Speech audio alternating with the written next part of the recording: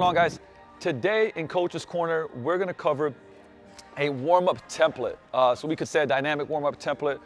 And this is just, I'll say a lot of times people ask, like, how should the warm-up look like? There's a lot of different ways to do it, but I always like for there to be some type of structure that you can obviously take and plug into your own warm-ups, into your clients' warm-ups, and have some methodology behind it. Now, I've talked about, like, I love R7, that's R7 model where we have I would say a release, a reset, and then readiness. And that's essentially kind of what this structure is, right? We're getting the 3 R's here, okay? So 3 R's, which is release,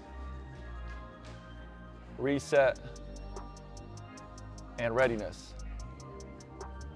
Also, this pen is gone because it's dead, but that's all good.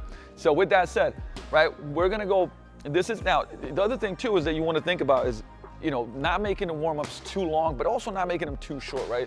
A quality warm-up, I've seen a lot of this stuff, like people saying like they just, skip the warm-ups, they're not that important. But here's the deal, like do a solid 10 to 12 minute warm-up like this before a training session, or don't do it and see what's better. See how you feel. With a lot of people that we train, whether it's high-level athletes or just general population, have nagging pains. Somebody's always got some type of weakness, restriction, and mobility. And if they go into a session, they're not gonna feel as good and even like psychologically as confident in the session and in a lift. And here's the thing too, like if you have some type of threat mentally, right? Like you're like, ooh, I feel my back's a little tight before I go deadlift. Your body's not gonna allow you to produce as much force, have as much range of motion, right? Because it's in threat, so it's gonna create some type of restriction to protect you. And that's what this also does, right? It's like it's gonna unlock not just the physical, but the psychological aspect of having a great session. So number one, we're gonna go here, and this is gonna be our soft tissue massage, right? So this is our release. And what I like to do here is about 3 to 4 targeted spots. Don't spend more than 3 to 5 minutes on this. Right now, so I'm gonna just use an example because any type of modality, right? So whether it's something like this or it's a foam roller, but let's say, my quads, I wanna get some soft tissue on my quads. Boom, I'd go down on the floor, spend 30, 45 seconds here, right? And maybe do a pin and stretch technique, boom, find a tight spot, and I'm working, okay? And I'd go up and down and try to, like I said, release that. So we go 10 reps, but I'd spend, like I said, about 45 seconds, max a minute on a spot. Another thing might be my hip flexor. I love the gut smash, right? So we'd go in here, and that might be number 2. So you'd find like, what are the kind of like I would say the big rocks for you? Whew, right, I know right off the bat, spicy. So I'd find that, I'd do my breathing drills here. I'd release my psoas. Another one might be an adductor. So I'd sit on a box and then release my adductor, right, roll it. So like I said, just a quick example here, but you look at the big rocks theory and go, hey, what are the 3 to 4 targeted spots that I wanna essentially knock out to feel better for this training session, okay? And once again, those are just 2 tools. We could use body tempering tools. I would say it's so right. There's a ton of different things, a little crossball, right in the back of the shoulder, pec minor, all these different things, right? But once again, don't spend too much time on it, 3 to 5 minutes. From there, we got positional breathing resets. Okay, now, what is this? I mean, I've talked about this quite a bit before, but here we're just gonna choose one exercise, and it's have the rib and pelvis positioning. Now, this could be something that's, like I said, on the floor, doing PRI modalities that I'm not gonna dig into too much, but for example, I might be, and you can see my staggered stance here, so I get my left kind of rib down and be in a crawl position. And then, for instance, drive away and just be breathing in this position. So,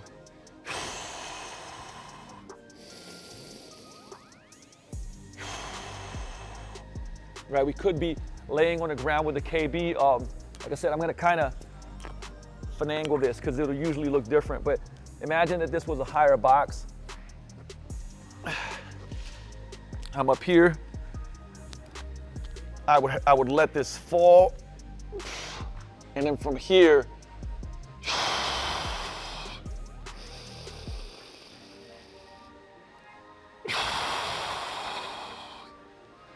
okay, and then we could have a hamstring activation here too, where I'm elevating this a little bit off, driving in, and going down and doing my breathing drill. Now, the reason I'm showing these real quick is because I'm not gonna dive too much into, I say specifics, but if somebody has a wider infrasternal angle or a narrow one, we'd pick these different exercises. And like I said, but these are resets. One that's very, very simple that I like to do is just a couch stretch reset. So if I'm here and I'm doing my stretch, the 90-90 couch stretch, okay, I would get my pelvis in alignment, so I'm getting this big stretch here, neutral, ribs down, tall spine, and now I'm doing long exhalation. I'm gonna breathe through my nose into the diaphragm here. Let it fill up, and again, right? So the breathing resets, not only do they calm down, should I say, if we do long exhalations, it's gonna activate our parasympathetic nervous system. So people that are coming in super high strung, under tension, right? We're kind of addressing that, but we're also, like I said, here where you see hip whoop, whoop, whoop, right there, pelvis and rib positioning, right? So people are very flared up, like hips are out of place. This helps us with this. So this is quick, 5, 6, 7, 8 breaths each side, and we're moving on. Like I said, there's only one exercise here. From there, we're gonna go to hip stretch and activation. So we're targeting hip extension mobility, hip abduction mobility, and hip rotation mobility. So I'll give you an example here of 3 different things that we could do. Matter of fact, like the couch stretch would be one, right? When we're stretching that hip, and it could be, like we could combine these two, right? If we're short on time, we're basically combining that with one of the exercises. But from there, we have things like a Spider-Man lunge, which we do very often, right? So now I'm getting that hip separation and that stretch, okay? I can combine this and bring this down and then do a hamstring activation. So I'm squeezing my glute, pushing my hip through, abs on, getting hamstring activation, coming back up here, right? So I love combination exercises, right? So now we're training hip extension, okay? We can turn to the side and do our hip abduction, abduction, right? Where we're essentially rocking here, getting length in that adductor. We can add swivels to get that hip rotating in the socket, okay? And from there, also, big fans of FRC and cars. We could do these on the ground. We could do these standing, where now, right, we have tension everywhere. I'm coming up into flexion, internal rotation as much as I can, coming all the way around into extension, coming back in. We can go boom here, elevate as much as we can. Right, now we could also do that on the ground in a quadruped position, but now we're addressing, once again, like we said, we're addressing extension,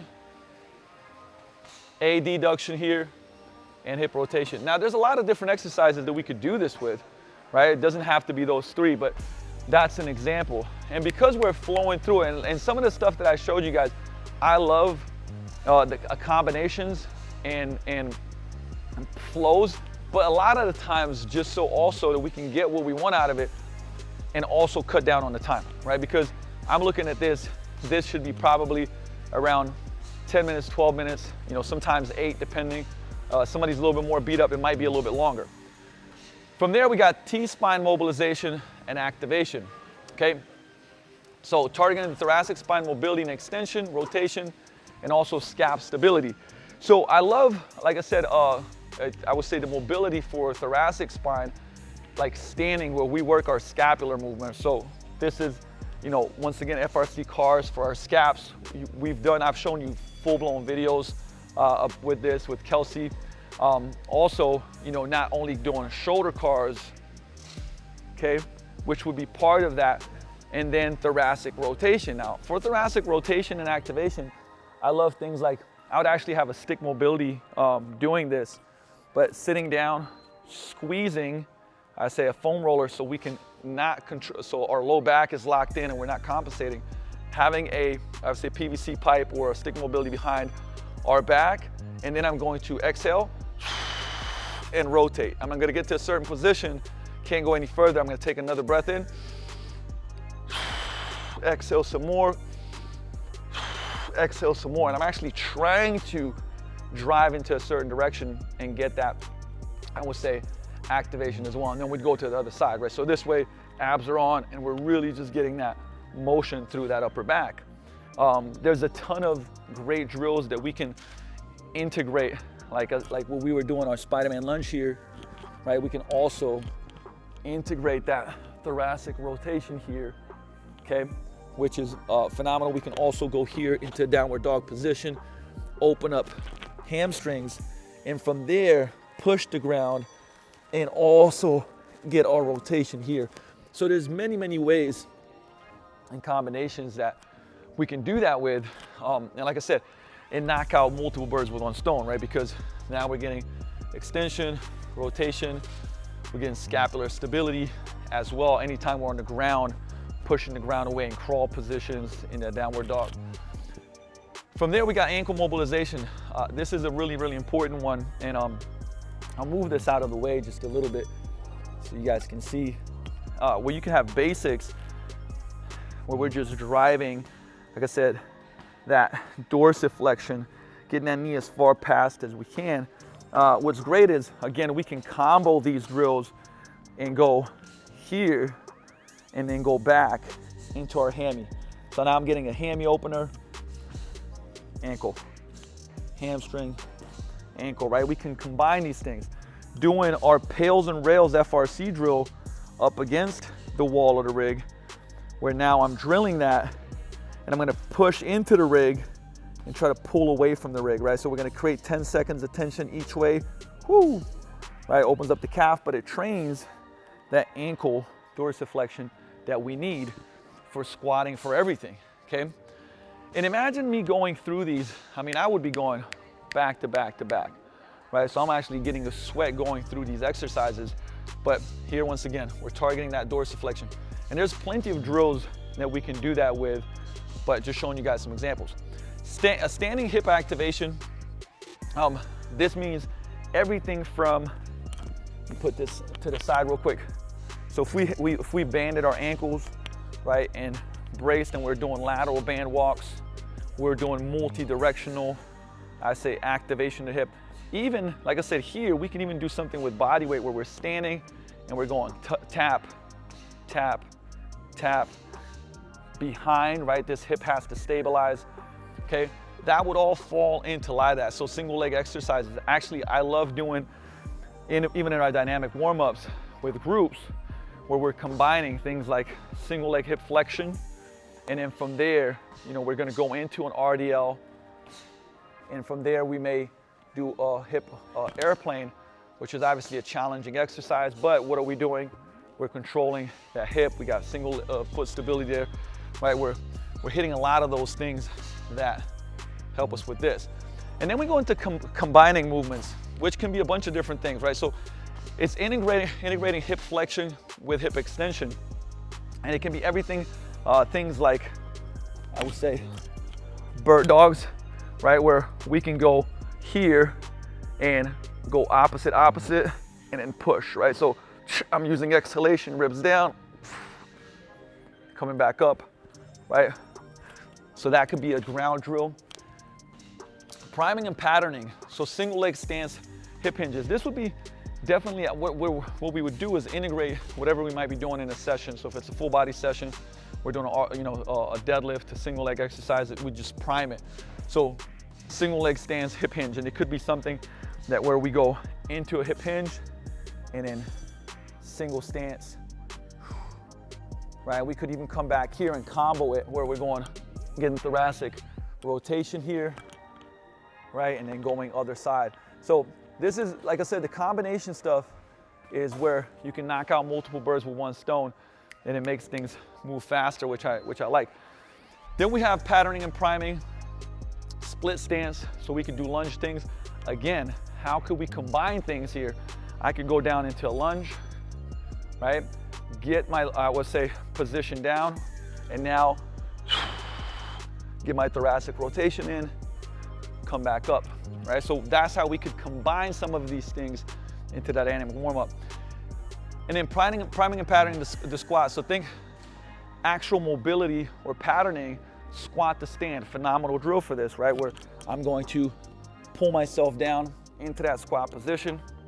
And from there, I could even work that rotation, right? Coming back up, hinge, back to squat. And then from there, we have movement skills. Now, movement skills, you guys have seen, we'll do anywhere from 3 to 4 different, whether it's high knees, whether it's skips, karaoke, but also like we can do things like a side lunge drill. So we get multi-planar lunge drills. So you'll see us doing moving drills where I'm stepping into that side lunge, gliding across, popping back up, right? That will go under movement skills. The more athletic, so we're always gonna do athletic drills. Doesn't matter who the client is. Like I said, if we're doing, you guys saw the Seawolves training, they're gonna be doing more skips, more running drills, because they're gonna be doing sprints, agility drills, all types of stuff that's gonna be, carrying over the field. So they might be doing more of these locomotion drills, high knee skips, lateral slides, karaoke, reactive drills than somebody else. But we're always gonna pick 3 to 4 regardless. And then we're gonna have neural activation. So this is stuff that's, I would say, high frequency, low amplitude. So think like side to side jumps, foot fire, high knees, right? That's gonna get the nervous system nice and ramped up. So as you go through this, you can see that you have a model. If you were gonna design something for yourself, you would legitimately just go through the blocks, piece it together. And like I said, I know this is a little bit of a, let's find this pen, but 8 to 15 minutes. Now the thing is, 15 minutes is on the high side. I would say 8 is on the low side if you're low on time. If you can only do a 30-minute workout, for instance. 15 to me is more like if somebody's pretty beat up, might spend a little bit more time on this and feel a lot better. And like I said, this kind of becomes aerobic cardio work as well when you do it right. You can have a sweat going, you can be a little bit out of breath. But 10 to 12 is usually what we spend with clients, with athletes to going through this. So take this warm-up template, literally plug it in for yourself, for your clients. And not only are you gonna move better, feel better, perform better, I promise you have a better training session. Let me know how you did, and we'll see you in the next episode of Coach's Corner. Peace out.